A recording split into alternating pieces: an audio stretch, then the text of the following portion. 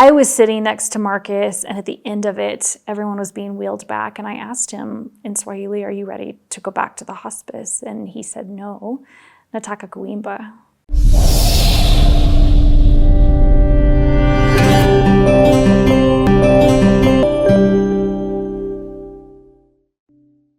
So, the last time I came here was about 20 years ago. Yeah, about 20 years ago. But then last year, Kanji called me to come down. Unfortunately, I was not able to come, but in God's timing, I'm here now. And he asked me to come because there was something that you guys were working on. Yeah. Speak about it.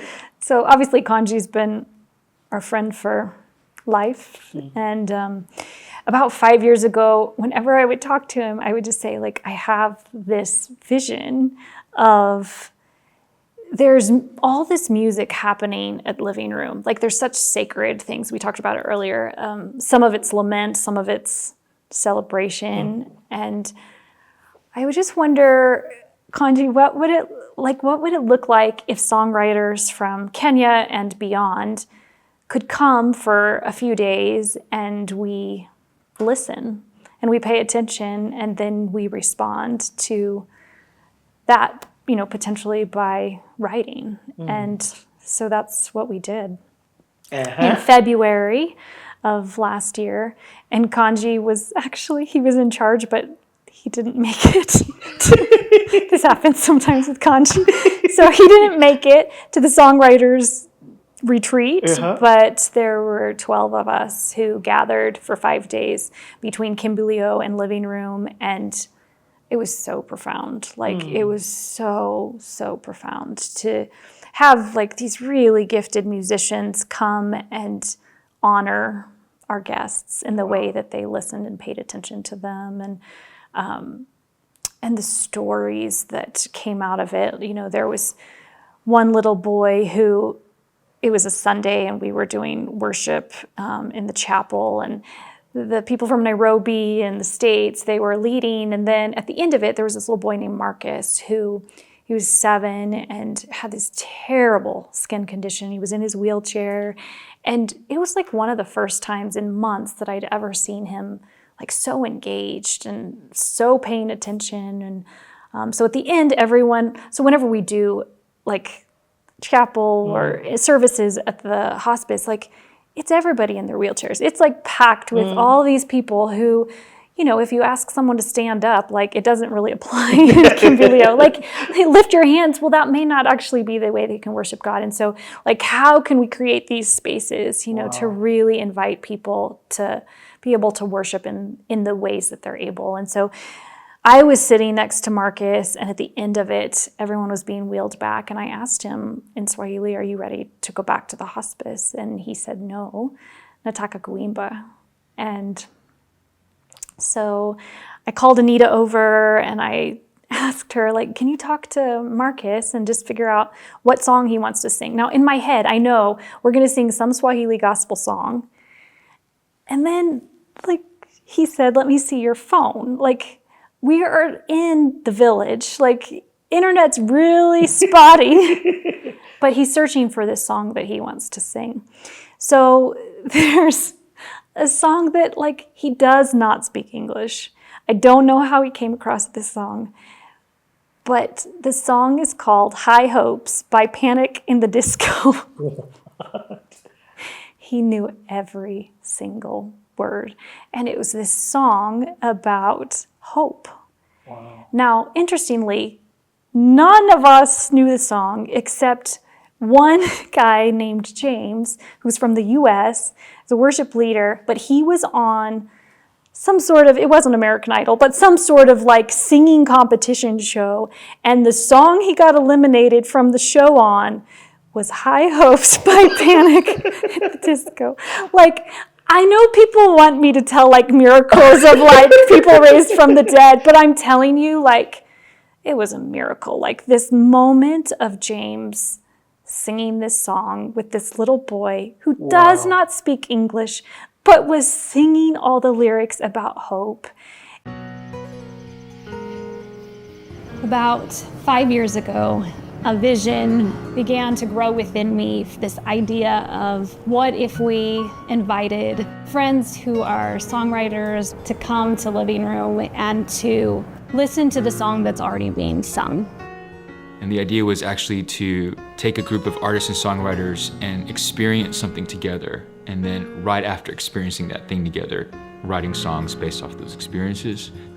At the Living Room, they're always confronting hard and living within it. And I think they're always living in real life. And so we got to experience just walking through the facilities in Kimbilio. And one of the first people we met was Marcus.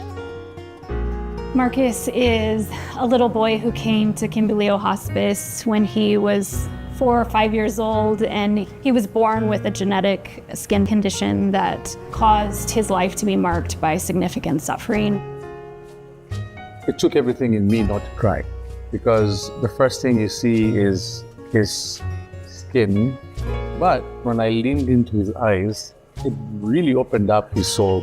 Still in the midst of his pain, you can just see his joy. He was wrapped in bandages, but he was laughing and communicating and creating space for all of us to hang out with him. So we were in chapel, and I sat next to Marcus, and he's quiet, he was focused, but he was smiling, which was something that was so unusual for him. And at the end of that worship time, I asked him, "Are you ready to go back to the hospice?" And he said, "No."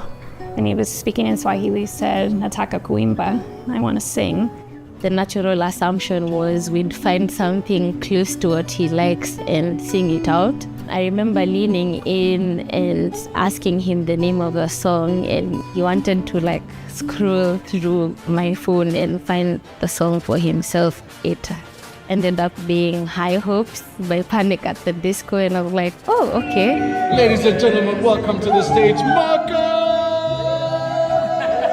You know, he was always alert, but he never said more than 2 words. And then this moment happens. Had to have high hopes for a living, shooting for the stars, but I couldn't make a killing. And then he starts singing this song, and all of us, our jaws drop. High hopes for a living, didn't know how, but I always had a feeling. I don't know how to describe it, but it felt as much of a miracle as anything I've ever experienced in my life.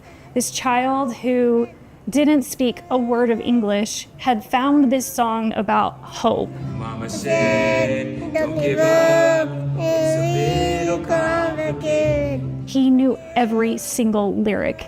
What's so funny is I know that song pretty intimately because of my relationship with that song. A couple years ago, I was a part of a TV show, a singing competition, and one of the songs that I sang was High Hopes by Panic at the Disco. Actually ended up being my elimination song, a song that did not get me through the next round. I just remember everyone said, that's not your elimination song anymore. You know, that's your song that you got to sing with Marcus and to hold this moment with him. That moment showed us that our music became a universal language, you know, that it transcends our inability to communicate. Then we broke up into groups afterwards, and we started writing in response to this song about hope. And what we ended up writing was a song that's entitled Tumaini. It talks about high hope. I know we tried to piece together the verses to paint the journey that Marcus was on, but for me it was when the chorus just came in an instant. Tumaini langu li kwako, you are my hope. The melody, the lyrics, the semantics of how you are going to sing it, I think that was God really in that moment giving us that song. It captured this moment that we all experienced so beautifully. It was honest, and it was joyous, and it was all inspired by what had just happened. My only hope. About 6 months after we wrote this song, Marcus, one night, he got seriously sick, and our team at the hospice, they did everything they could to take care of him, and he ultimately passed away. I remember getting the news that he had gone to be with the Lord, and there was definitely like a sobriety felt and a reflection. He opened up the world to us, and in ways that we can never even imagine. I didn't go there and leave the same. And the spirit of Marcus and the spirit of what God is doing there is something that teaches me how to do every day, even where I am. You know, God was gracious to us to give us a window of time to actually get to experience Marcus as not just his disease. He was more than a skin condition. He was a child. And that God had met him in such a unique way. You know, as we remember him, just think about the legacy that this song, what it holds. After it happened and we all were like, I mean, it was an awe and wonder sort of moment. Like, a few of us gathered to write a song called Tumaini. And so we ended up writing 16 songs in the 5 days in response to situations like that, to like really listening and paying attention to who was in front of us and to what God was doing. It was like we're not creating the narrative, like we're just watching and listening and in that response. 9 songs were created for an album that we recorded in Nairobi last June. And so it's getting ready to launch in a couple months on June 20th. The first song's coming out March 21st. It's called Asai, and it means hug or embrace. And it's the song that we often sing as people are being welcomed into the hospital or the hospice. And so just again, like this sense of God's hospitality, like the way that God welcomes. And one of the things I think about so often is like, how large will the living room choir grow in heaven? You know, like who is singing Asai as they welcome others? And just like, I find that to be like really remarkable to think about. But anyways, this album, like it's really special, and it feels, I'm proud of it from the sake of like, it feels like it really honors our community and the work and the people, both who got to be a part of the writing, but also I think the guests and the patients we serve. So Kanji's been like producing that with others in the States and some here in Kenya. And so it's like, it's going to be released under Living Room Music. And I think back like, you know, to earlier hours ago when we were talking about like how much music like is a part of my upbringing, and like how as we continue to do this work, like I feel similar to Marcus, like I want to sing, you know, and I don't know what that means exactly, but like it's this nataka kuimba, you know, like I want to sing too, and not necessarily like in a performance sort of way, but like there's a song in me and I want to keep singing. And so I thank God for Marcus, who several months after that encounter with him, he passed away. And so, you know, the loss and grief of his death, but also like just kind of the miracle of this moment that we didn't have to have, you know, like we didn't necessarily, it just feels like a generous gift that we were given to be able to have this window into like something that God was doing in this child that then could minister to all of us. And I really imagine it's going to minister to so many people in Kenya and beyond of hope and like the embrace. So I can see Marcus singing that song with Jesus right now. But he's healed. Yeah. He's healed. Wow. Powerful. Okay. Look into this camera and do a parting shot.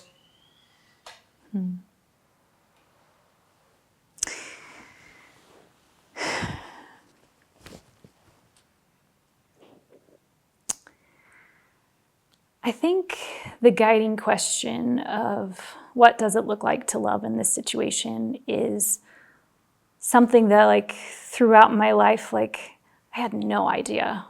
Like these small steps of saying yes here or there, or paying attention or pausing, like how it would shape me, but also shape a community around me and the work that we get to do. And I would encourage you to love bravely, to say yes to things at times that might feel a little bit scary, and that's okay, and that love will not lead you astray. There is room for you to say yes to what love looks like in your homes, in your neighborhoods, in your workplaces, and wherever God may lead you, and that God will give you what you need for each of the steps in the journey. A big thank you to each and every one of you who has watched every single episode that we have dropped in this series. A big thank you to you who's maybe watched just a couple of episodes. Either way, you're spending time and you're giving us your attention. I want to say a big thank you also to my amazing team. I would not been able to do this without them. We've got Izo, call it on the Netflix lens, and also Jeff on another Netflix lens. I hope you guys have enjoyed this. It has been a pleasure having you. I'll end with this. Here's an example of a leader who's bringing solutions for other people. If you'd like to partner with her, if you'd like to partner with the Living Room International, all the contact details are either in the description, they're on the screen right now. You can go and check out the website, or you can go and check out the pinned comments. Thank you so much for partnering. Thank you so much for watching CTA. Thank you so much for giving your attention. And we promise to keep giving you these kind of conversations as often and as long as we find these amazing leaders. So if you know of a leader who you'd like us to have a conversation with, as usual, hello@cleaningtheairwaves.com. God bless each and every one of you.